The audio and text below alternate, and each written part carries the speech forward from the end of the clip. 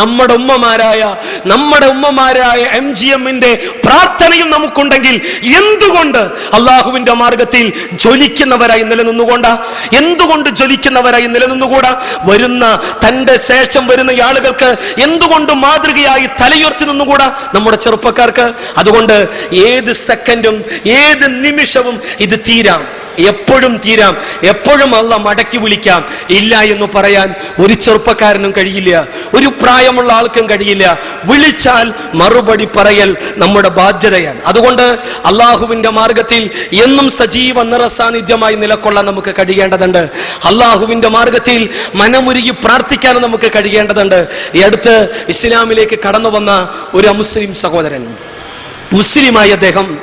മുസ്ലിമായി ഇസ്ലാമിനെ അറിഞ്ഞു, പഠിച്ചു, ഇസ്ലാമാണ് മോക്ഷത്തിന്റെ വഴിമാർഗമെന്ന് തിരിച്ചറിഞ്ഞു, ഇല്ലെങ്കിൽ നഷ്ടമാണ് എന്ന് തിരിച്ചറിവോടുകൂടെ അദ്ദേഹം നമ്മളെ സമീപിക്കുന്നു. എനിക്ക് ഇസ്ലാമിനെ മനസ്സിലാക്കാൻ പറ്റി, പക്ഷേ എൻ്റെ ഭാര്യ ഇപ്പോഴും ഷിർക്കിന്റെ അല്ലെങ്കിൽ ബഹുദൈവാരാധനയിൽ ജീവിച്ചു കൊണ്ടിരിക്കുന്നവരാണ്. വർഷങ്ങളായി ഞങ്ങളുടെ വിവാഹം കഴിഞ്ഞിട്ട് ഞങ്ങൾക്ക് മക്കളില്ല. മക്കളെ കിട്ടാൻ വേണ്ടി പോവാത്ത ക്ഷേത്രങ്ങളില്ല, പോവാത്ത ആരാധനാലയങ്ങളില്ല, കെട്ടാത്ത ചരടുകളില്ല, വെക്കാത്ത വഴിപാടുകളില്ല, ചെലവഴിക്കാത്ത നടപടിക്രമങ്ങളില്ല. എല്ലാം ചെയ്തിട്ടും ഞങ്ങൾക്ക് മക്കളില്ല. പക്ഷേ അതിനിടയിലാണ് എങ്ങനെയോ ഇസ്ലാമിനെ കേൾക്കാനും അറിയാനും മനസ്സിലാക്കാനുള്ള അവസരം എനിക്ക് കിട്ടി. ഞാനിന്ന് മുസ്ലിമാണ്. പക്ഷേ എൻ്റെ ഭാര്യ ഇപ്പോഴും ആ ബഹുദൈവാരാധനയുടെ വല്ലാത്ത കൂച്ചുവിലങ്ങിലാണ്. എങ്ങനെയെങ്കിലും എൻ്റെ ഭാര്യയ്ക്ക് സ്വർഗത്തിലേക്കുള്ള വഴി കിട്ടണം, അവരതൊന്ന് വരണം എന്ന് വല്ലാതെ ആവശ്യപ്പെടുന്ന ആ സഹോദരന്റെ ആവശ്യങ്ങളെ പരിഗണിച്ചുകൊണ്ട് 1-2 ഇസ്ലാഹി പ്രവർത്തകർ ആ സഹോദരിയെ കാണാൻ ചെന്നു, സംസാരിച്ചു. 3/4 മണിക്കൂറിലധികം, 1 മണിക്കൂറോളമുള്ള നീണ്ട സംസാരങ്ങൾ. ആദ്യമെല്ലാം വിമുഖതയോടെ സംസാരിച്ചുവെങ്കിലും, കുറച്ചൊക്കെ എതിർപ്പൊക്കെ ചില കാര്യങ്ങൾ പ്രകടിപ്പിച്ചുവെങ്കിലും, ഓരോന്നായി പറഞ്ഞ് അവസാനം പരലോകം പറഞ്ഞു നിർത്തുകയാണ്. ഇതാണ് പരലോകം. നിങ്ങൾക്ക് നിങ്ങൾ മാത്രം, നിങ്ങൾ സ്നേഹിക്കുന്ന നിങ്ങളുടെ ഭർത്താവ് പോലും നിങ്ങൾക്ക് താങ്ങായി തണലായി ഉണ്ടാവില്ല. ആരുമില്ല. നിങ്ങളുടെ നാട്ടുകാരോ സ്വന്തം മാതാവോ പിതാവോ നിങ്ങൾക്ക് താങ്ങും തണലുമാകാൻ ഉണ്ടാവില്ല. നിങ്ങൾക്ക് നിങ്ങൾ മാത്രം. ഇതൊരു സത്യം എന്ന് പറഞ്ഞ് പരലോകം ശരിക്കും അവരുടെ മനസ്സിലിട്ട് കൊടുത്ത് നമ്മൾ ആ പോയിസിലായി പ്രവർത്തകർ കുറച്ച് മിനിറ്റുകൾ നിശബ്ദരായി, ഒന്നും പറഞ്ഞില്ല. പരലോകം പറഞ്ഞു നിർത്തി. ഇതാണ് ഞങ്ങൾക്ക് പറയാനുള്ളത്, നിങ്ങളോട് വന്നു പറയാനുള്ള കാരണം. അതെ, ഇത് മനസ്സിലാക്കാൻ നിങ്ങൾക്ക് കഴിഞ്ഞുവെങ്കിൽ ഖൈർ എന്ന് കരുതിക്കൊണ്ട് നിങ്ങൾ ഈ മഹിതമായ ആദർശത്തിലേക്ക് വരണമെന്ന നിങ്ങളോടുള്ള അടങ്ങാത്ത സ്നേഹം വെച്ച് പുലർത്തുന്ന നിങ്ങളുടെ ഭർത്താവിന്റെ സഹോദരന്റെ ആവശ്യം മാനിച്ചുകൊണ്ട് ഞങ്ങൾ വന്നു പറഞ്ഞു. തീരുമാനിക്കേണ്ടത് നിങ്ങളാണ്. മതത്തിൽ ബലപ്രയോഗമില്ല. ആരെയും നിർബന്ധിച്ച് വടിവാള് കാണിച്ച് മതപരിവർത്തനം ചെയ്യാൻ പാടില്ല. അതിൽ ഇസ്ലാമിന് മാതൃകയില്ല. ഇഷ്ടമുണ്ടെങ്കിൽ സ്വീകരിക്കാം, ഇഷ്ടമില്ലെങ്കിൽ വേണ്ട. പക്ഷേ ഇതൊരു സത്യമാണ്. ഇത് മാത്രമേ സത്യമുള്ളൂ. കുറച്ച് സമയം അവര് മിണ്ടാതിരിക്കുകയും അവര് പ്രതികരിക്കുകയാണ്. ഞാൻ തയ്യാറാണ് മുസ്ലിം ആവാൻ. എങ്കിൽ നിങ്ങളൊന്ന് കുളിച്ചു വൃത്തിയായി വന്നാൽ സൗകര്യമുണ്ടല്ലോ, നിങ്ങളുടെ വീട് തന്നെയാണല്ലോ എന്ന് പറഞ്ഞപ്പോ അവരുടെ പ്രതികരണം, എന്റെ ഭർത്താവ് നിരന്തരമായി പറയുമ്പോഴെല്ലാം എനിക്ക് എതിർപ്പായിരുന്നു. പക്ഷേ പിന്നെ ഇന്ന് എന്തെന്നറിയില്ല, അങ്ങനെ ഒരു മനസ്സിൽ എന്തൊന്നില്ലാത്ത ഒരു സന്തോഷം ഇന്ന് രാവിലെ മുതൽ ഞാൻ അനുഭവിക്കുകയാണ്. ഇന്ന് രാവിലെ മുതൽ മനസ്സിൽ എന്തൊന്നില്ലാത്ത സന്തോഷം. അതുകൊണ്ട് തന്നെ ഞാൻ ഒരു പാതി മനസ്സോടെ, ഒരല്പം മനസ്സോടെ ഞാൻ കുളിച്ച് തയ്യാറായി, പറ്റുമെങ്കിൽ സ്വീകരിക്കാലോ എന്ന തലത്തിൽ ഇപ്പൊ ഇതാ എന്റെ മനസ്സ് പൂർണ്ണമായിരിക്കുന്നു. ഞാൻ ഒരുക്കമാണ് ഷഹാദത്തു അല്ലാ ഇലാഹ ഇല്ലല്ലാഹ് ചൊല്ലാൻ. അങ്ങനെ അശ്ഹദു അല്ലാ ഇലാഹ ഇല്ലല്ലാഹ് എന്ന സത്യസാക്ഷി വചനം ആ സഹോദരി ഏറ്റെടുത്ത് ചൊല്ലുകയാണ്. അങ്ങനെ ഇസ്ലാമിലേക്ക് ആ കുടുംബം കടന്നു വരുമ്പോ മക്കൾക്ക് വേണ്ടി പലയിടത്തും വഴിപാടുകളും നേർച്ച വഴിപാടുകളും എല്ലാം സമർപ്പിച്ച് അവരോട് ഈ ഇസ്ലാഹി പ്രവർത്തകർ പറഞ്ഞു, പടച്ചറപ്പാണ് നിങ്ങൾക്ക് സന്തതികളെ നൽകുന്നവൻ. സന്തതികളെ തരാതെ തടഞ്ഞു നിർത്തുന്നവനും തരുന്നവനും എല്ലാം അള്ളാന്റെ അധികാര പരിധിയിൽപ്പെട്ടതാണ്. പക്ഷേ അള്ളാഹു 1-ാം ആകാശത്തേക്ക് വരുന്ന സമയമുണ്ട്.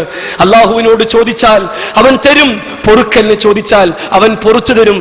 നിങ്ങൾ ആ സമയം നിങ്ങളുടെ റബ്ബിനോട് നിങ്ങൾ ചോദിക്കണമെന്ന് പറയുമ്പോ ആ ആ ഭാര്യയും ഭർത്താവും എന്നും പടച്ച റബ്ബിനോട് ചോദിച്ചു കൊണ്ടിരുന്നു. അവരുടെ റബ്ബിനോട്, നമ്മുടെ റബ്ബിനോട്, ചോദിക്കുന്നവർക്ക് ഉത്തരം നൽകുന്ന അർഹമുർ-റഹീമിനായ പടച്ച റബ്ബിനോട് മനമുരുകി ആ ഭാര്യയും ഭർത്താവും നിരന്തരമായി അള്ളാഹുവോട് പ്രാർത്ഥിക്കുകയായിരുന്നു. പലപ്പോഴും എല്ലായിടത്തും പോയിട്ട് പോലും പല ഡോക്ടർമാരും കൈമലർത്തി ഒന്നിനും കഴിയാത്തൊരു സാഹചര്യം എന്ന് പറഞ്ഞിട്ടാണ് ഒടുവിൽ വിശ്വാസങ്ങളിലേക്ക് പോയി, ചരടിലേക്കും വഴിപാടിലേക്കും പോയി, പല ആരാധനാലയങ്ങളിലേക്കും പോയി, ഒന്നുമില്ലാത്തൊരു കോലത്തിലും അവസ്ഥയിലും എത്തി നിൽക്കുമ്പോ അള്ളാന്റെ മുന്നിൽ സുജൂദ് ചെയ്ത നിഷ്കളങ്കമായ പ്രാർത്ഥനക്ക് അർഹമുർ-റഹീമിനായ റബ്ബ് നൽകുന്ന മറുപടി അവർക്കൊരു കുട്ടിയെ നൽകിക്കൊണ്ട്, നല്ല ചുറുചുറുക്കുള്ള നല്ലൊരു ആൺകുട്ടി അവരുടെ മടിയിലേക്ക് ഇട്ടുകൊടുത്തുകൊണ്ടാണ് പടച്ച റബ്ബ് അവരുടെ പ്രാർത്ഥനയ്ക്ക് ഉത്തരം നൽകിയത്. ഇന്നും അവർ പറയുന്നത്, ഞങ്ങളുടെ റബ്ബിനോടുള്ള പ്രാർത്ഥന, ഞങ്ങളുടെ പ്രാർത്ഥന അല്ലാഹു പരിഗണിച്ചു, ഒരു മരുന്നും ഞങ്ങൾ ചെയ്തില്ല, ഒരു മരുന്നും ഞങ്ങൾ കഴിച്ചില്ല.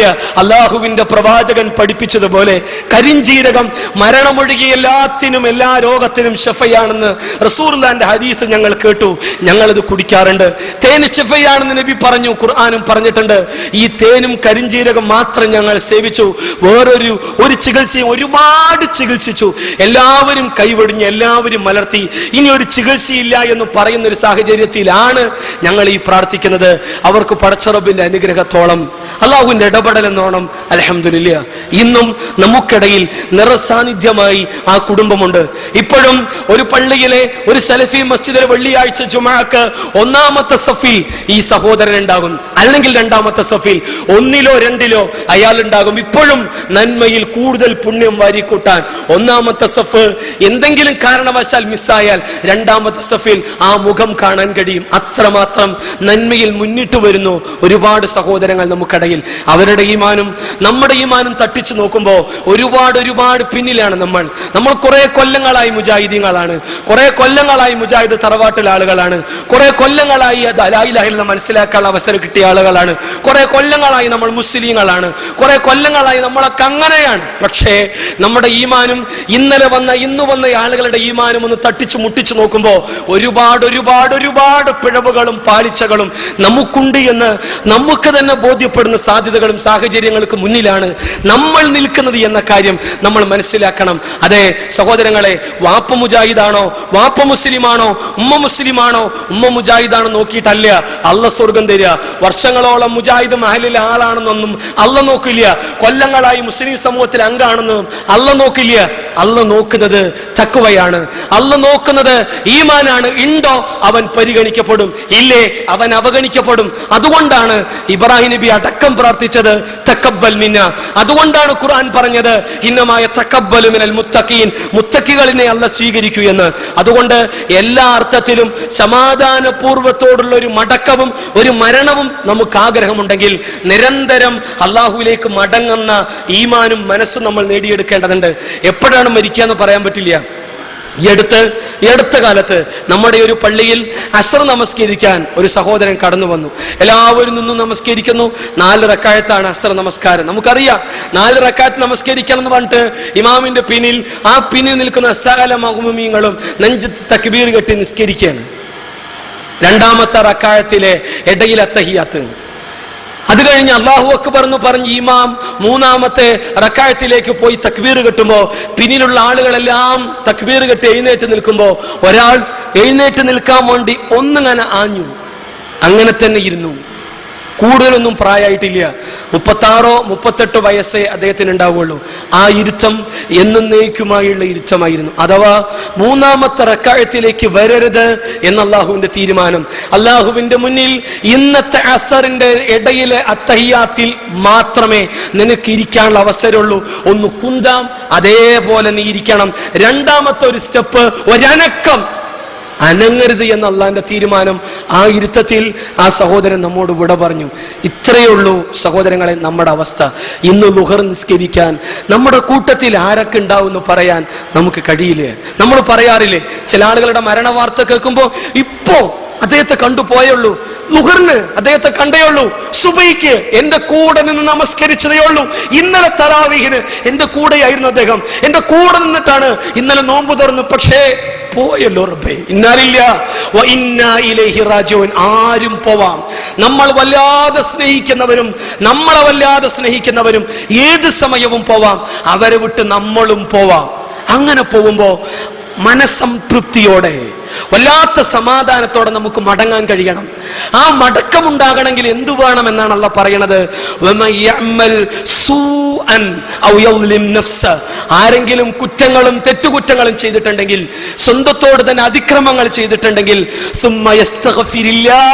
ഉടൻ തന്നെ അല്ലാഹുവോട് മുട്ടുകുത്തി സുജൂദിലായി പ്രാർത്ഥിക്കുക, പുറത്തു കിട്ടാനായി, പാപമോചനത്തിനായി നിരന്തരം പ്രാർത്ഥിക്കുക. അങ്ങനെ പാളിച്ചകളും വീഴ്ചകളും വന്ന് ആ പാളിച്ചയും വീഴ്ചയും തിരുത്തിക്കൊണ്ട് കറകളഞ്ഞ മനസ്സുമായി അള്ളാഹുവിലേക്ക് മടങ്ങിയാൽ, ആ മടക്കത്തോടുകൂടെയാണ് ഒരുത്തന്റെ മരണമെങ്കിൽ അല്ലാഹ് പറഞ്ഞു ഏറെ പൊറുക്കുന്നവനായി, ഏറെ കരുണ കാണിക്കുന്നവനായി നിങ്ങളുടെ റബ്ബിനെ നിങ്ങൾക്ക് കണ്ടെത്താൻ കഴിയുമെന്ന്. അഥവാ അല്ലാഹ് പൊറുത്തു തരുമെന്ന്, അല്ലാഹ് കരുണ ചൊരിയുമെന്ന് അള്ളാഹു വാഗ്ദാനം ചെയ്യാണ് 4-ാം അധ്യായം നിസാഇന്റെ 110-ാമത്തെ ആയത്തിലൂടെ. അതുകൊണ്ട് നമ്മോടൊപ്പം നിന്ന ഒരുപാട് ആളുകൾ നമ്മോട് വിട പറഞ്ഞു പോയിട്ടുണ്ട്. ഒരിക്കലും പ്രതീക്ഷിക്കാത്ത തലങ്ങളിൽ അവർക്കായി പ്രാർത്ഥിക്കാൻ മറന്നു പോകരുത് സഹോദരങ്ങളെ. അവരെ നമ്മുടെ പ്രാർത്ഥനയിൽ ഉൾപ്പെടുത്താൻ നമ്മൾ പ്രത്യേകം ശ്രദ്ധിക്കുകയും ചെയ്യേണ്ടതുണ്ട്.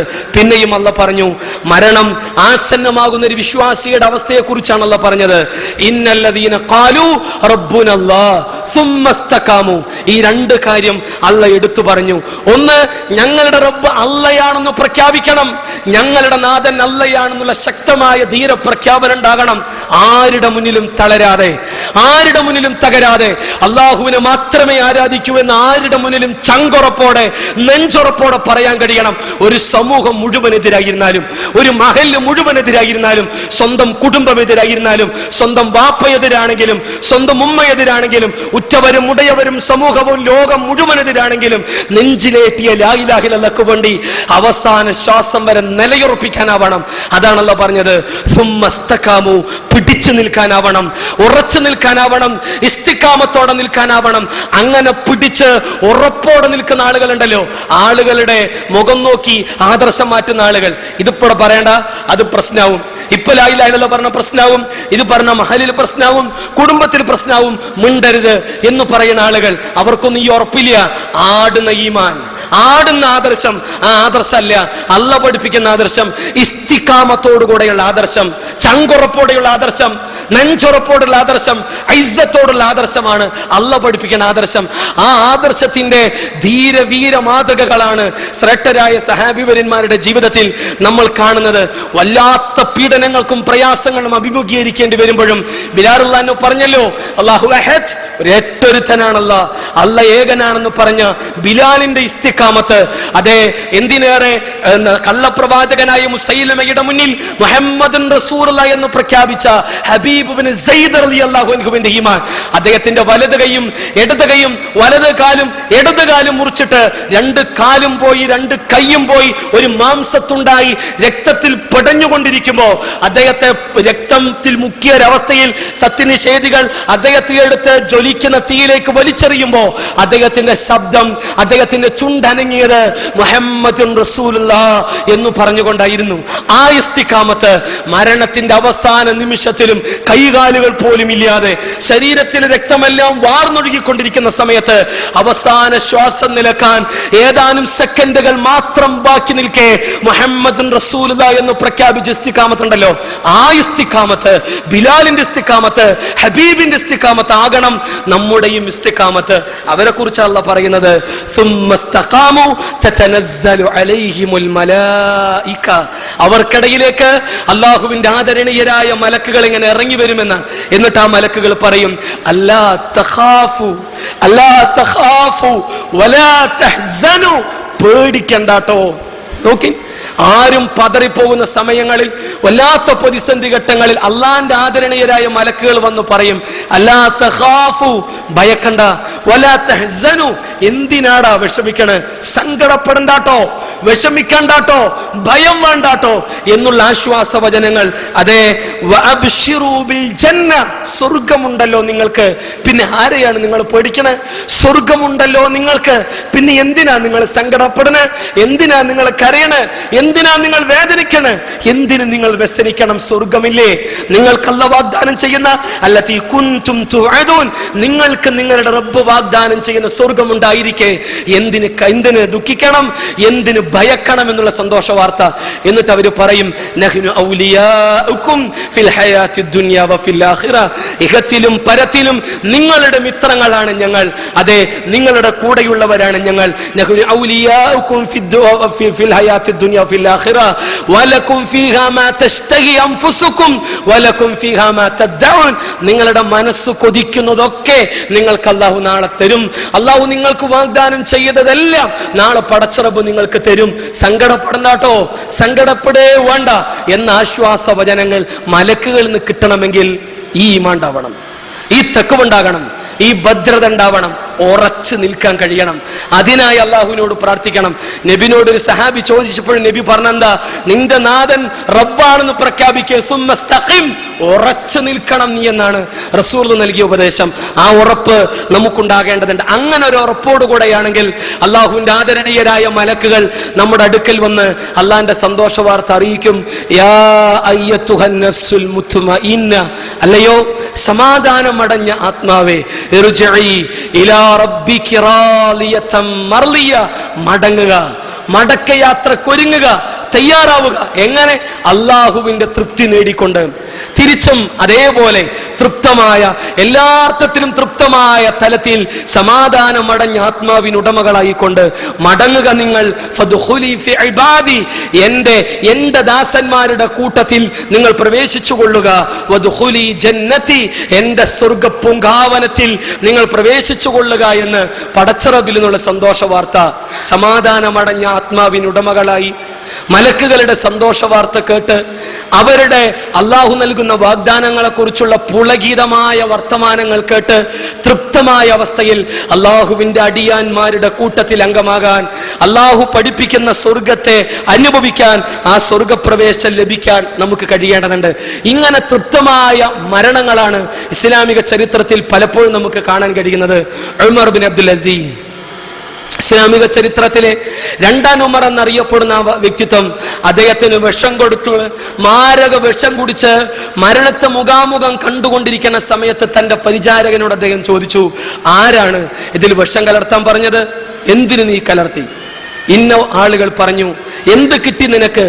1,000 ദിർഹമുകൾ കിട്ടി, അത് കൊണ്ടുവാ. എന്നിട്ട് ആ പണമെല്ലാം ഉമർ ഇബ്നു അബ്ദുൽ അസീസ് വാങ്ങിക്കുകയാണ്. ഇത് അമീറുൽ മുഅ്മിനീന്റെ ജീവൻ എടുക്കാൻ നീ വാങ്ങിച്ച പണം, നിനക്ക് അവകാശപ്പെട്ടതല്ല, ഇതിന് അവകാശികളുണ്ട്, ഈ സമൂഹം. അതുകൊണ്ട് തന്നെ പൊതുഖജനാവിലേക്ക് ഈ പണം ഇത് കണ്ടുകെട്ടുകയാണ്. നോക്കണം, മരണത്തിന്റെ അവസാന നിമിഷങ്ങളിൽ പോലും തന്നെ കൊല്ലാൻ വേണ്ടി പരിചാരകൻ വാങ്ങിച്ച പണം അത് നിനക്ക് അവകാശപ്പെട്ടതല്ല, പൊതുഖജനാവിലേക്ക് തിരിച്ചു പിടിക്കുന്ന ഉമർ ഇബ്നു അബ്ദുൽ അസീസ്. എന്നിട്ട് അദ്ദേഹത്തെ സംബന്ധിച്ചിടത്തോളം തന്റെ ആ പരിചാരകനായ കുറ്റവാളിയോട് പറയാണ്, പോ ഇവിടുന്ന്, പൊയ്ക്കൊള്ളുക, എത്രയും പെട്ടെന്ന് ഇവിടുന്ന്. എന്നിട്ട് അദ്ദേഹത്തെ ചികിത്സിച്ച ആളുകളുടെ പ്രതികരണം മരണം ഉറപ്പാണ് എന്ന വിവരം കിട്ടുമ്പോൾ ഉമർ ഇബ്നു അബ്ദുൽ അസീസ് ഈ ലോകത്തോട് വിട പറയുന്നതിന്റെ അവസാന നിമിഷങ്ങളിൽ അദ്ദേഹം സൂറത്തുൽ ഖസസിന്റെ 83-ാമത്തെ ആയത്ത് പാരായണം ചെയ്തിരുന്നു എന്ന് ചരിത്രകാരന്മാർ പറയുന്നുണ്ട്. ഏതായിരുന്നു ആയത്ത്? അതെ, തിൽക്കദ്ദാറുൽ ആഖിറ, അതാ പരലോകം, അതാ നല്ല പാരത്രിക ഭവനം, അതാ നജ്അലുഹാ ലില്ലദീന ലാ യുരീദൂന ഉലുവൻ ഫിൽ അർളി വലാ ഫസാദ, ഭൂമിയിൽ ഔന്നിത്യമോ കുഴപ്പമോ ആഗ്രഹിക്കാത്ത ആളുകൾക്ക് അല്ലാഹു ഒരുക്കി തയ്യാറാക്കി വെച്ച പാരത്രിക ഭവനമത, നാളത്തെ സ്വർഗ്ഗത്തിലെ വിഭവമത, ഭവനമത.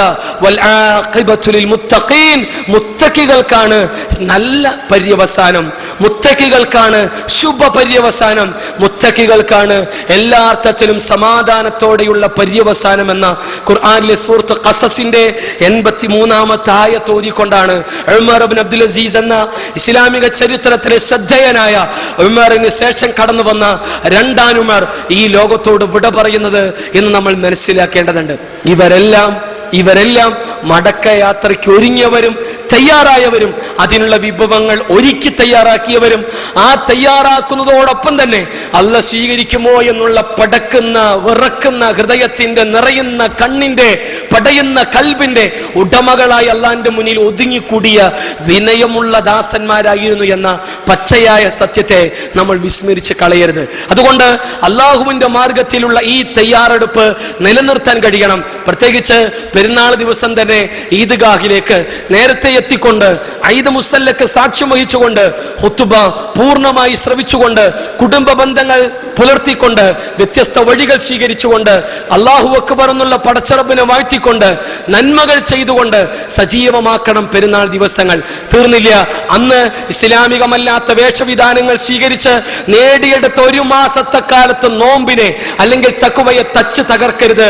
ഇവിടെ കൂടിയ സഹോദരിമാർ, മറ്റ് സ്ത്രീകളെ കുറിച്ച് പറയാൻ ഞാനാണല്ല, പക്ഷെ ഇവിടെ കൂടിയ ഒരു സഹോദരിയും ഇസ്ലാമികമല്ലാത്ത വേഷവിധാനം സ്വീകരിച്ച് വീട്ടിൽ നിന്ന് പുറത്തിറങ്ങരുത്. ഈദ്ഗാഹിലേക്ക് ഇസ്ലാമികമായ വേഷവിധാനം സ്വീകരിച്ചാകണം പോകേണ്ടത്. അതെ, വീട്ടിൽ നിന്ന് പുറത്തിറങ്ങുമ്പോ ഇസ്ലാമികമായ വേഷവിധാനം സ്വീകരിച്ചു കൊണ്ടാകണം പോകേണ്ടത്. കാരണം നമ്മുടെ മക്കൾക്ക് മുന്നിൽ മാതൃക ഉമ്മമാരാണ്. നമ്മുടെ പെൺകുട്ടികൾ നോക്കുക ഉമ്മയിലേക്കാണ്. അതുകൊണ്ട് തന്നെ ഉമ്മാന്റെ വേഷവിധാനം നമ്മുടെ പെൺകുട്ടികളുടെ മനസ്സുകളെ സ്വാധീനിക്കും. അതുകൊണ്ട് ഇന്നത്തെ സിനിമയിൽ പുതിയ സിനിമ, ഓരോ സിനിമ ഇറങ്ങുമ്പോൾ ആ സിനിമയിൽ ഇറങ്ങിയ ചുരിദാറുകളാണ് ഇന്നത്തെ നമ്മുടെ പാലക്കാട് ജില്ലയിലെ പ്രത്യേകിച്ച് എന്തൊരു ചുരിദാർ എന്ന് പറഞ്ഞു കേട്ടു. അതാണ് ഇപ്പൊ സജീവം കൂടുതൽ ചെലവഴിക്കുന്നതും. ഇവിടെ മുതൽ ഇവിടം വരെ 15, 16, 17 വയസ്സ് പ്രായമുള്ള പ്രായപൂർത്തിയെത്തിയ പെൺകുട്ടികൾ ഇതുവരെ ഒന്നും കാണാത്ത നെറ്റിട്ട് നടക്കുന്നൊരവസ്ഥ. ഈദ്ഗാഹിലേക്ക് അങ്ങനെ വരിക, കുടുംബക്കാരുടെ അടുക്കലേക്ക് അങ്ങനെ പോവുക, കസിൻ ബ്രദേഴ്സിന്റെ അടുക്കലേക്ക് ഇങ്ങനെ പോവുക. വെറുക്കുന്നു ഇസ്ലാം. നബിന്റെ മുന്നിൽ വന്നു അസ്മാ റളിയല്ലാഹു അൻഹ. ആരാസ്മാ? ആദർശ പ്രബോധന രംഗത്ത് നല്ലൊരു മുത്തിനെ വളർത്തിയെടുത്ത അസ്മാ, അബ്ദുല്ലാനെ വളർത്തിയെടുത്ത അസ്മാ. നമ്മൾ മനസ്സിലാക്കണം, ആരാണ് അവരുടെ ഉപ്പ സിദ്ദീഖ് അക്ബർ, ആരാണ് അവരുടെ മകൻ അബ്ദുള്ള, ആരാണ് അവരുടെ ഭർത്താവ് സുബൈർ ബിൻ അബ്ദുൽ അവ്വാം, ആരാണ് അവരുടെ സഹോദരി ആയിഷ റളിയല്ലാഹു അൻഹ. അതെ, ആ അസ്മാ റളിയല്ലാഹു അൻഹു ചെറുപ്പത്തിൽ റസൂലുള്ളാഹിന്റെ വീട്ടിലേക്ക് വരുന്ന ഒരു രംഗം നമ്മൾ കാണുന്നുണ്ട്. അന്ന് ഒരല്പം നേർത്ത വസ്ത്രം ഇട്ടുകൊണ്ടാണ് അസ്മാ റളിയല്ലാഹു അൻഹ റസൂലുള്ളാഹിന്റെ വീട്ടിൽ വന്നത്. റസൂലുള്ളാഹി പറഞ്ഞു, അസ്മാ, നീ വലിയ കുട്ടിയായില്ലേ, ഇനി ഇങ്ങനത്തെ ഡ്രസ് ഇടരുത് കേട്ടോ. പിന്നിട്ടിട്ടില്ല അസ്മാ. ആരുടെ മുന്നിലും ഇസ്ലാമികമായ ഇസ്സത്തോടുകൂടെ എന്നും മാതൃകായോഗ്യമായ ഒരു സ്ത്രീയായി, വനിതയായി അവർ തലയുയർത്തി നിൽക്കുമ്പോൾ റസൂലുള്ളാഹിന്റെ ഉപദേശത്തെ നെഞ്ചിലേറ്റാൻ ആദ്യം ഉമ്മമാർക്ക് കഴിയണം. നമ്മളാണല്ലോ വാങ്ങിച്ചു കൊടുക്കുന്നത്, ഉപ്പമാർക്ക് കഴിയണം. ഉപ്പമാരായ നമ്മുടെ പൈസയിലെ പണാണല്ലോ ഉപയോഗിക്കുന്നത്. അതുകൊണ്ട് ഇസ്ലാമികമായ വേഷവിധാനം ശ്രദ്ധിക്കണം. പുരുഷന്മാരും അങ്ങനെ തന്നെ. പുതിയ ട്രെൻഡുകൾ, ഇപ്പോഴത്തെ നമ്മുടെ ചെറുപ്പക്കാരന്റെ ഡ്രസ്സ് സുജൂദ് ചെയ്താൽ അത് എന്തിനേറെ എന്തൊക്കെ എന്ന് നമ്മൾ പറയണ്ടല്ലോ. സുജൂദ്, ചെറിയ ഷർട്ട് ഇട്ടാൽ സുജൂദ് ചെയ്താൽ ഈ ബെൽറ്റിന്റെ പുറവും ഈ പുറവും അതുവരെ കാണുന്ന അവസ്ഥയിലെ കുഞ്ഞുടുപ്പുകൾ ഇടുക, എന്നിട്ട് സുജൂദ് ചെയ്യുക. അള്ളാഹുവിന്റെ ആദരണീയരായ മലക്കുകളുടെ സാന്നിധ്യമുള്ള, ലോകത്ത് അള്ളാഹുവിന് ഏറെ ഇഷ്ടമുള്ള അള്ളാഹിന്റെ ഭവനത്തിലാണ് ഇങ്ങനെ സംഭവം. നമ്മൾ ശ്രദ്ധിക്കേണ്ടതുണ്ട്. പലപ്പോഴും എന്തിനേറെ അതിനേക്കാൾ ദുഃഖകരവും ഖേദകരവും എന്ന് വെച്ചാൽ ഇപ്പൊ പാന്റ് ഇടുന്നത് ഇടുപ്പിലല്ല, മറിച്ച് അതിന്നും കുറെ താന്നു പോയിട്ട് എന്തിനേറെ ചെക്കന്മാരിടുന്ന പാന്റ് ഔറത്ത് പുറത്ത് കാണിക്കുന്ന കോലത്തിലാണ് ഇന്ന് പാന്റ് ഇടുന്നത്. എന്നിട്ട് ഈ പാന്റായിട്ടാണ് വെള്ളിയാഴ്ച ജുമാക്കും തറാവീനൊക്കെ വരിക. ഈ ഒരു ദുരന്തം ഇവിടെ കൂടിയ നമ്മുടെ അനുജന്മാർക്ക്, നമ്മുടെ സഹോദരന്മാർക്ക് വരരുത്. എന്തിനിത് പറയേണ്ടതുണ്ട് എന്ന തിരിച്ചറിവ് തന്നെയാണ് പറയാനുള്ള കാരണം. പലപ്പോഴും അതുണ്ട് സഹോദരങ്ങളെ. പിന്നെ ഇസ്ലാമികമായ വേഷവിധാനവും വൃത്തിയും നമ്മൾ കാത്തു സൂക്ഷിക്കേണ്ടതുണ്ട് എപ്പോഴും എവിടെയും. അതെ, പർദ എല്ലാം മറക്കാനുള്ള, നമ്മുടെ ശരീരവും നമ്മുടെ ഇസ്സത്തും എല്ലാ തലങ്ങളും നമ്മളുടെ ഇസ്സത്ത് കാത്തു സൂക്ഷിക്കാനുള്ള, നമ്മൾ മുസ്ലിമാണെന്നുള്ള ഇസ്സത്തിന്റെ പ്രകടനമാണ് പർദ.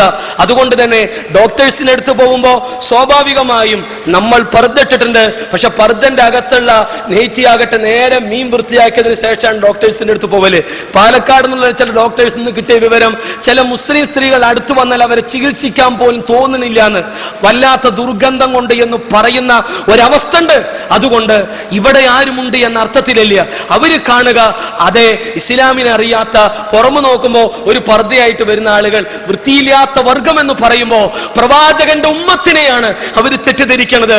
അള്ളാഹുവിന്റെ പ്രവാചകന്റെ ഉമ്മത്തിനെ തെറ്റിദ്ധരിപ്പിക്കുന്ന ഒരവസ്ഥ നമുക്കുണ്ടാകരുത്. വൃത്തിയുള്ളവരായി, വിശുദ്ധിയുള്ളവരായി, ശുദ്ധി പാലിക്കുന്നവരായി ഇടപെടാൻ നമുക്ക് കഴിയേണ്ടതുണ്ട്.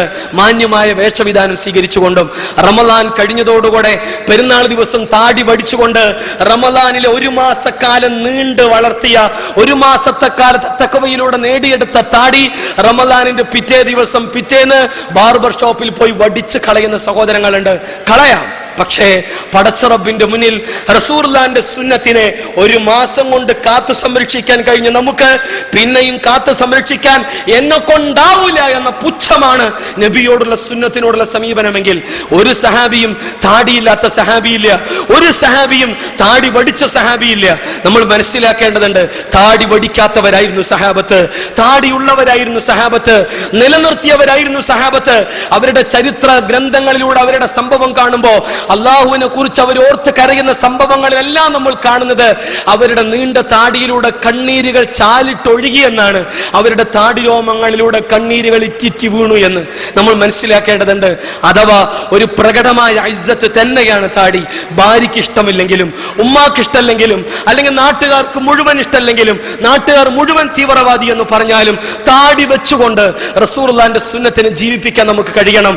ഉറങ്ങുമ്പോഴും റസൂലുള്ളാഹിന്റെ സുന്നത്തിനെ ജീവിപ്പിച്ചതിന്റെ കൂലിയാണ് സഹോദരങ്ങളെ നമുക്ക് കിട്ടുക. അതുകൊണ്ട് അത് ഇസ്ലാമിന്റെ ഇസ്സത്ത് തന്നെയാണ്. കൽപ്പന സ്വരത്തിൽ തന്നെയാണ് റസൂൽ അത് പറഞ്ഞത്. എന്തിന് ഇത്ര ഗൗരവമായി പറയണമെന്ന് തോന്നിയേക്കാം. ഇതൊരു നസീഹത്താണ്, ഇതൊരു നസീഹത്താണ്. ആരെയും വേദനിപ്പിക്കണമെന്നോ ആരെയും ഇകഴ്ത്തണമെന്നോ ഒരു തരിമ്പ് പോലും മനസ്സിന്റെ അകത്തളത്തിൽ ആഗ്രഹമില്ല. നസീഹത്തല്ലാതെ മറ്റൊന്നുമില്ല സഹോദരങ്ങളെ. അതുകൊണ്ട് ഈ ഒരു നസീഹത്തിനെ ആ ഒരു തലത്തിൽ നമ്മൾ മനസ്സിലാക്കേണ്ടതുണ്ട്.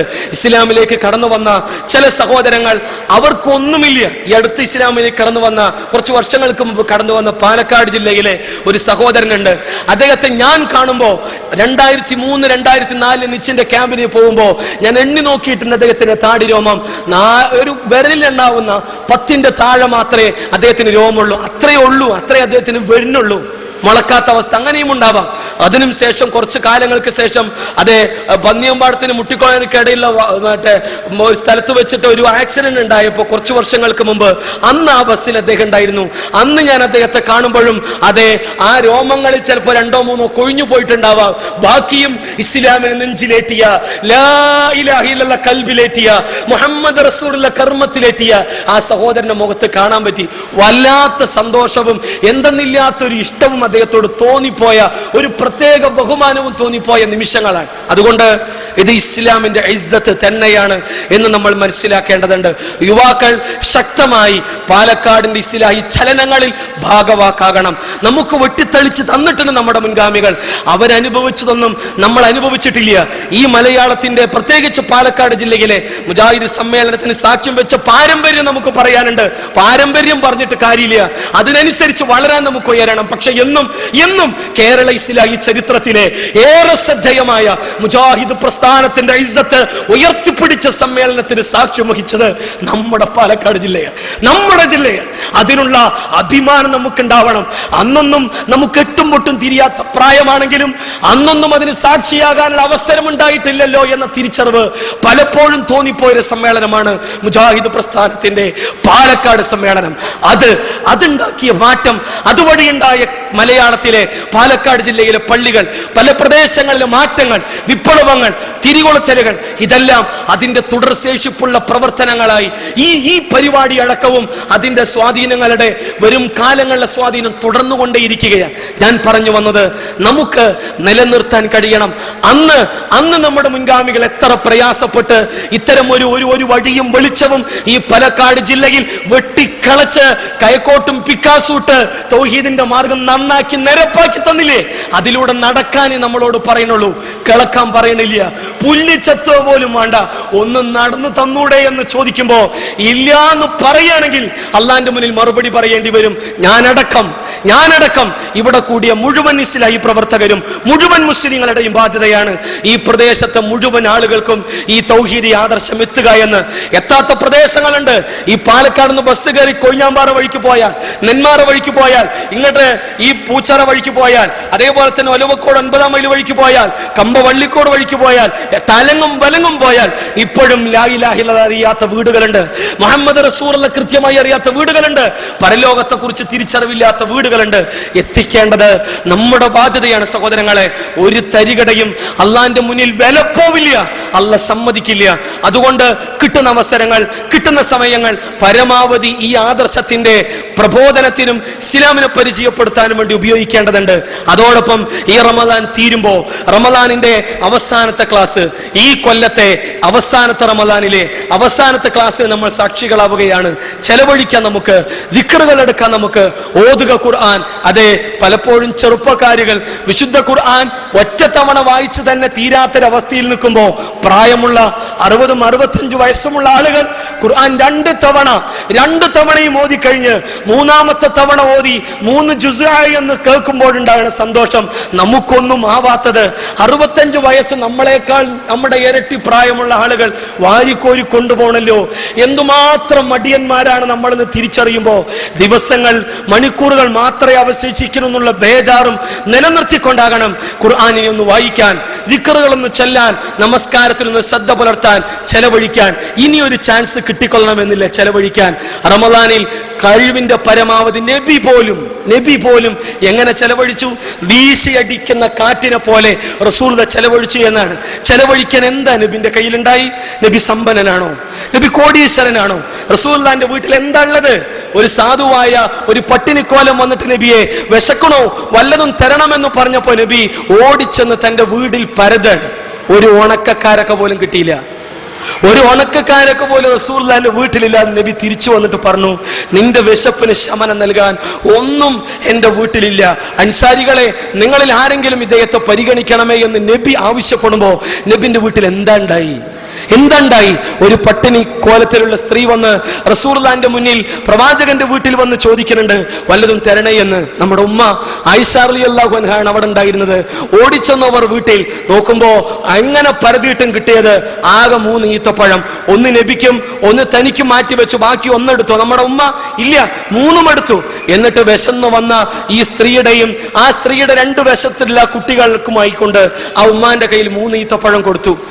ആ ഓരോന്നും തന്റെ 2 വശത്തുള്ള പെൺകുട്ടികൾക്ക് ആ ഉമ്മ കൊടുക്കാൻ ആർത്തിയോടെ ആ മക്കൾ ഇത് തിന്നു. ബാക്കിയായ ഈത്തപ്പഴം വായിലിടാൻ ആ ഉമ്മ അങ്ങനെ വായിലിടാൻ വേണ്ടി നിൽക്കുമ്പോഴാണ് 2 വശത്തുള്ള പെൺകുട്ടികൾ കൈ നീട്ടണത്. ഉമ്മ, വിശപ്പ് മാറിയിട്ടില്ല, തരണമുമ്മ എന്ന് പറയുമ്പോ ആ ഉമ്മാന്റെ സ്നേഹവും ആ സ്നേഹത്തിന്റെ ആഴവും നമ്മൾ മനസ്സിലാക്കേണ്ടതുണ്ട്. 2 കഷ്ണമാക്കി കീറി 2 പെൺകുട്ടികളുടെ ഇരുവശങ്ങളിലുള്ള ആ കൊഞ്ഞോമന പെൺകുട്ടികളുടെ പിഞ്ചു കരങ്ങളിൽ ആ ഉമ്മ വെച്ചു കൊടുക്കുമ്പോ ആർത്തിയോട് ആ മക്കൾ അത് തിന്നുമ്പോ നമ്മുടെ ഉമ്മ ആയിഷ റളിയല്ലാഹു അൻഹ ഈ രംഗം കാണുകയാണ്. സഹോദരങ്ങളെ, നമ്മൾ മനസ്സിലാക്കേണ്ടതുണ്ട്. നബി വന്നപ്പോ റസൂലുള്ളാഹിനോട് പറഞ്ഞു, ഇങ്ങനെ ഞാനൊരു കാഴ്ച കണ്ടു. ആ ഈത്തപ്പഴവും 2 കഷ്ണമാക്കി കൊടുത്തു റസൂലേ. ആ സ്ത്രീ, ആ ഉമ്മ എന്ന് പറഞ്ഞപ്പോ റസൂലുള്ളാഹി പറഞ്ഞത്, ലഖദ് ഔജബ ബിഹാ ലഹൽ ജന്ന ഔ അഅതകഹാ ലഹാ അന്നാർ മിനന്നാർ. അവർക്ക് അല്ലാഹു സ്വർഗ്ഗം നിർബന്ധമാക്കിയിരിക്കുന്നു. അല്ലാഹു ഒരു ചീള് കാരക്ക കൊണ്ട് അവർക്ക് അല്ലാഹു സ്വർഗ്ഗം നിർബന്ധമാക്കി, അവളെ അല്ലാഹു നരകത്തിൽ നിന്ന് കാത്തു സംരക്ഷിച്ചു എന്നാണ് നബി സല്ലല്ലാഹു അലൈഹി വസല്ലമ ഈ വിഷയത്തെ കുറിച്ച് പറഞ്ഞത്. വഹീന്റെ അടിസ്ഥാനത്തിലല്ലാതെ നബി ഇത് പറയില്ല. ഒരു ചീള് കാരക്ക കൊണ്ടെങ്കിലും സ്വർഗ്ഗം നേടാനുള്ള അവസരം നേടാൻ കഴിയണം.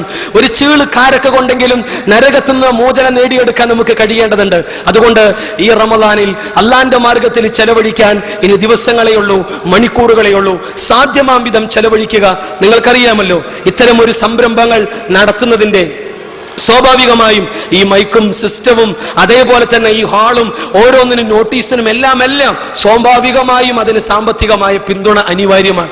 ഇത് ഏതെങ്കിലും ഒരു വ്യക്തി എടുക്കാൻ കഴിയുമെങ്കിൽ കൊണ്ടുപോവാം, അയാൾക്ക് സ്വന്തമായി കൂലി കൊണ്ടുപോവാം. പക്ഷേ നമുക്കെല്ലാം ആ കൂലി കിട്ടണമെന്ന തിരിച്ചറിവോടുകൂടെയാണ് യഥാർത്ഥത്തിൽ വെള്ളിയാഴ്ചകളിൽ അല്ലെങ്കിൽ ഞായറാഴ്ചകളിലെ ക്ലാസ്സുകളിൽ നിങ്ങളോട് സൂചിപ്പിക്കാറ്.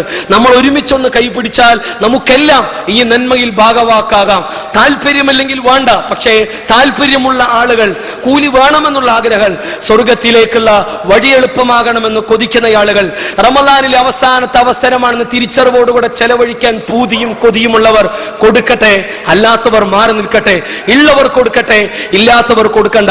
പക്ഷേ എന്തൊന്നും കൊടുക്കുന്നത് അള്ളാന്റെ മാർഗത്തിൽ പരിഗണിക്കപ്പെടും. അല്ല പറഞ്ഞു, ഞാൻ തന്ന സമ്പത്ത്, അല്ല തന്ന സമ്പത്ത്, അല്ല തന്ന പേഴ്സ്, അതിൻ്റെ ഉള്ളിലുള്ള പണവും അല്ല തന്നത്, ബാങ്കിലുള്ള പണവും അല്ല തന്നത്, അണിഞ്ഞ സ്വർണവും അല്ല തന്നത്, അണിഞ്ഞ വസ്ത്രവും അല്ല തന്നത്, യാത്ര ചെയ്യുന്ന വാഹനവും അല്ല തന്നത്, താമസിക്കുന്ന വീടും അല്ല തന്നത്, ശ്വസിക്കുന്ന വായു വരെ അള്ളാഹുവിൻ്റെത്. എന്നിട്ട് അല്ല പറയുന്ന കാര്യം എന്താ അറിയോ? അല്ല ചോദിക്കാണ്, കടം തരുമോ നിങ്ങൾ എനിക്ക്? ആരാ ചോദിക്കണേ? അർഹമുറഹിമനായ റബ്ബ് ചോദിക്കാണ്, കടം തരുമോ നിങ്ങൾ അള്ളാഹുവിന്? തിരിച്ചു തരാം, തിരിച്ചു തരാം. എങ്ങനെ? ഇരട്ടിക്കിരട്ടി തരാം, ഇരട്ടിക്കിരട്ടി തരാം. വേണമെങ്കിൽ വേണോ? അള്ളാന്റെ മാർഗത്തിൽ വേണം കടം കൊടുക്കാൻ. റബ്ബേ, നിനക്ക് കടം തരാൻ നീ തന്ന പണല്ലേ റബ്ബേ എൻ്റെ കയ്യിലുള്ളത്, നീ അത് തടഞ്ഞാൽ എനിക്ക് തരാൻ ആരാ? എന്നാൽ നീ എനിക്ക് തരാൻ തീരുമാനിച്ചാൽ ഒരു ശക്തിക്കും അതിന് വിഘ്നം സൃഷ്ടിക്കാൻ കഴിയില്ല. നീ തന്നത് നിന്റെ മാർഗത്തിൽ തരാൻ ഞാൻ ഒരുക്കമാണെന്നുള്ള തിരിച്ചറിവോടുകൂടെ കൊടുക്കാൻ കഴിയണം.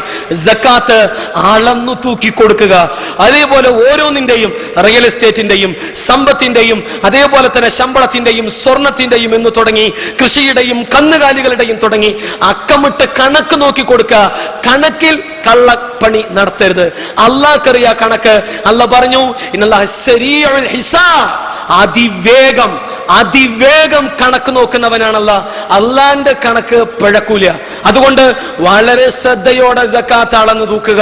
എത്രയും പെട്ടെന്ന് അള്ളാഹുവിന്റെ മാർഗത്തിൽ ചെലവഴിക്കുക, ബാധ്യതകൾ നിർവഹിക്കുക, സ്വതക്കകൾ കൊടുക്കുക, വാരിക്കൂട്ടുക, പുണ്യങ്ങൾ ദിക്റുകൾ വർദ്ധിപ്പിക്കുക. ഇന്ന് അള്ളാന്റെ മുന്നിൽ മുട്ടുകുത്തി സുജൂദിൽ കടന്ന് കരഞ്ഞു പ്രാർത്ഥിക്കുക, പടച്ചോനെ നോമ്പ് സ്വീകരിക്കണേ, സക്കാത്ത് സ്വീകരിക്കണേ, സ്വതക്ക സ്വീകരിക്കണേ, ഖിറാഅത്ത് സ്വീകരിക്കണേ, ഖുർആൻ പഠനം സ്വീകരിക്കണേ, ദിക്റുള്ള സ്വീകരിക്കണേ, എല്ലാം സ്വീകരിക്കാൻ വേണ്ടി അള്ളാഹിനോട് പടക്കുന്ന മനസ്സുകളുമായി പ്രാർത്ഥിക്കുക. അതിലുള്ള മനസ്സും അതിലുള്ള ഈമാനും തഖ്വയും നൽകി അള്ളാഹു നമ്മെ അനുഗ്രഹിക്കുമാറാകട്ടെ. നാദാ, ഖുർആനും സുന്നത്തും അനുസരിച്ച് ജീവിക്കുന്ന മുത്തഖികളുടെ കൂട്ടത്തിൽ നീ ഞങ്ങളെ അംഗങ്ങളാക്കണമേ റബ്ബേ. നിന്റെ അർശിന്റെ തണൽ നൽകി നീ ഞങ്ങളെ പരിഗണിക്കണേ നാദാ. ഞങ്ങൾ മരിച്ചാലും ഞങ്ങൾക്ക് വേണ്ടി പ്രാർത്ഥിക്കുന്ന വലതുൻ സാലിഹുൻ യദ്ഉല എന്ന പദവിയിലേക്ക് ഞങ്ങളുടെ പൊന്നുമക്കളെ നീ പരിവർത്തിപ്പിക്കണേ നാഥ. സ്വാലിഹീങ്ങളായ സന്തതികളെ നൽകി നീ ഞങ്ങൾ അനുഗ്രഹിക്കുമാറാകണേ റബ്ബേ. മാതാപിതാക്കൾ ആദരിക്കുന്ന, ബഹുമാനിക്കുന്ന, സ്നേഹിക്കുന്ന, സേവിക്കുന്ന നല്ല സ്വാലിഹീങ്ങളായ മക്കളുടെ കൂട്ടത്തിൽ നീ ഞങ്ങളെയെല്ലാം അംഗങ്ങളാക്കണേ റഹ്മാനെ. പടച്ച റബ്ബേ, ഞങ്ങളിൽ നിന്ന് വന്നുപോയ ചെറുതും വലുതുമായ തെറ്റുകുറ്റങ്ങൾ നീ ഞങ്ങൾക്ക് പുറത്തു മാപ്പാക്കി തെരുമാറാകണമേ. നിന്നിൽ നിന്നുള്ള മഗ്ഫിറത്ത് കിട്ടാതെയാണ് ഈ റമദാൻ ഞങ്ങളോട് വിട പറയുന്നതെങ്കിൽ ഞങ്ങളെക്കാൾ നഷ്ടക്കാരായി ആരുണ്ടാവില്ല എന്ന് ഞങ്ങൾക്ക് നന്നായി അറിയാം. അതുകൊണ്ട് ചൊരിയണമേ നിന്റെ മഗ്ഫിറത്ത്, ചൊരിയണമേ നിന്റെ റഹ്മത്ത്, പരിഗണിക്കണമേ ഞങ്ങളെ നാദാ. നോമ്പുകാരായ ഞങ്ങളുടെ ജീവിതത്തിൽ പാളിച്ചകൾ വന്നിട്ടുണ്ടാവാം, വീഴ്ചകൾ വന്നിട്ടുണ്ടാവാം, കുറവുകളും കുറ്റങ്ങളും വന്നിട്ടുണ്ടാവാം. നിന്റെ വിശാലമായ റഹ്മത്ത് കൊണ്ട്, വിശാലമായ മഗ്ഫിറത്ത് കൊണ്ട് ഞങ്ങളെ നീ പരിഗണിക്കണേ റബ്ബേ. നിന്റെ കരുണയാൽ ഞങ്ങളെ നീ പുതക്കണേ റബ്ബേ.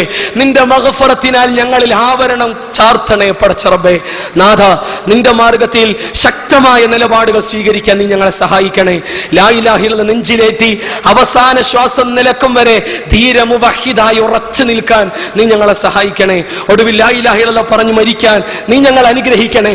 ഞങ്ങൾക്ക് മുമ്പേ ഈ പാലക്കാട് ജില്ലയിൽ തൗഹീദി ആദർശ പ്രബോധന രംഗത്ത് ഞങ്ങൾക്ക് മുമ്പ് നടന്നുപോയ ആളുകൾ, ഞങ്ങൾക്ക് ഈ തൗഹീദി ആദർശം എത്തിക്കാൻ കാര്യവും കാരണവുമായ ആളുകൾ, ഈ രംഗത്ത് ഞങ്ങൾക്കുള്ള പാത പാത കിളച്ച് മറിച്ച് ഒരുക്കി തയ്യാറാക്കി ഞങ്ങൾക്ക് മുമ്പേ ഈ ലോകത്തോട് വിട പറഞ്ഞ് അവർക്ക് നീ പുറത്തു കൊടുക്കണേ റബ്ബേ.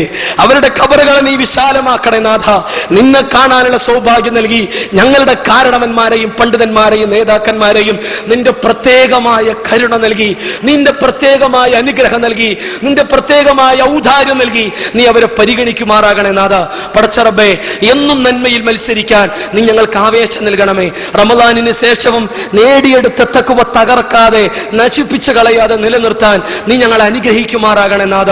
പടച്ച റബ്ബേ, നാളെ സ്വർഗ്ഗലോകത്തെ 8 കവാടങ്ങളും ഞങ്ങൾക്കായി തുറന്നു തരണമേ. നരകശിക്ഷയിൽ നിന്ന്, കഠിനമായ ഖബർ ശിക്ഷയിൽ നിന്ന് റബ്ബേ കാത്തു സംരക്ഷിക്കണമേ ഞങ്ങളെ. പടച്ച റബ്ബേ, മരണത്തിന്റെ വല്ലാത്ത വേദനയിൽ നിന്ന് നീ ഞങ്ങൾക്ക് ആശ്വാസം നൽകണേ റഹ്മാനെ. ഞങ്ങൾക്ക് എല്ലാ അർത്ഥത്തിലും നിന്റെ തൃപ്തി നേടുവാനുള്ള അവസരം നൽകി നീ ഞങ്ങളെ പ്രത്യേകം പരിഗണിക്കണേ നാഥ. അല്ലാഹുമ്മ ഗഫിറിൽ മുഅ്മിനീന വൽ മുഅ്മിനാത്ത് വൽ മുസ്ലിമീന വൽ മുസ്ലിമാത്ത് അൽ അഹ്യാഇ മിൻഹും വൽ അംവാത്ത് ഇന്നക മുജീബുദ് ദഅവാതി യാ ഖാലിയൽ ഹാജാത്ത്. اللهم اجرنا من النار، اللهم اجرنا من النار، اللهم اجرنا من النار. ربنا هب لنا من ازواجنا وذرياتنا قرة اعين واجعلنا للمتقين اماما. ربنا هب لنا من لدنك رحمة، ربنا هب لنا من لدنك رحمة، ربنا هب لنا من الصالحين، ربنا هب لنا من الصالحين، ربنا هب لنا من الصالحين. ربنا آتنا من لدنك ذرية طيبة، ربنا هب لنا من لدنك ذرية طيبة، ربنا هب لنا من لدنك ذرية طيبة. اللهم إنك عفو تحب العفو فاعف عنا، اللهم إنك عفو تحب العفو فاعف عنا، اللهم إنك عفو تحب العفو فاعف عنا. اللهم افتح لنا أبواب الجنة، اللهم افتح لنا أبواب الجنة، اللهم افتح لنا أبواب الجنة. ربنا آتنا في الدنيا حسنة وفي الآخرة حسنة وقنا عذاب النار. ربنا اغفر لنا ذنوبنا وكفر عنا سيئاتنا وتوفنا مع الأبرار.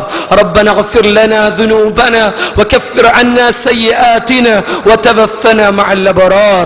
ربنا اغفر لنا ذنوبنا وكفر عنا سيئاتنا وتوفنا مع الأبرار. ربنا تقبل دعاءنا، ربنا تقبل دعاءنا، ربنا تقبل دعاءنا وقيامنا وصلاتنا وزكاتنا وكل أعمالنا يا رب العالمين.